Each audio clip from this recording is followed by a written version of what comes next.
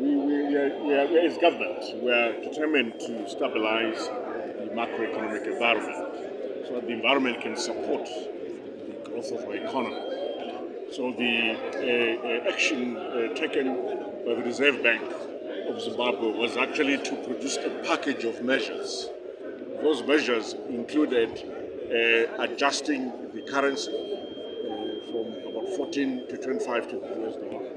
It also included raising the policy rate to 35%. Because the idea is that you want to discourage speculative demand for credit, for speculation in the power market. The other measure that the central bank put in place was to increase the reserve requirement for loans for both ZiG domestic loans as well as foreign loans.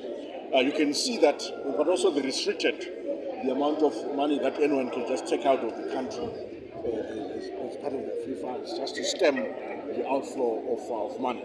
So what the Reserve Bank put in place was a package of measures to really deal with the issue of currency stability. Now, so when it comes to the issue of allowing the exchange rates to move to 25 as an official exchange rate, the intention there was to make sure that the gap between the parallel market and the official market is somewhat narrowed. Because that was also presenting other challenges for the retailers. I spoke to some of the retailers. They've been consulting with government, with the line ministries, with Industry and Commerce, the Central Bank, with Treasury.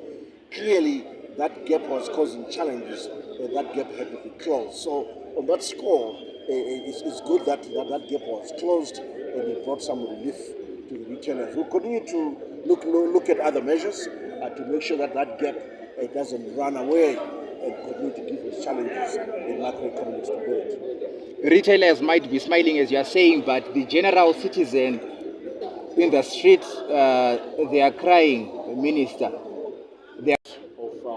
Putting in place a flexible exchange rate or devaluation does have an impact immediately on incomes, on prices. And for us as government, on our part, we will make some adjustments naturally to civil service salaries to make sure that the purchasing power of the salaries is somewhat restored. Maybe not in full, but it goes somewhat towards getting there. So there's bound to be pain, there's bound to be impact.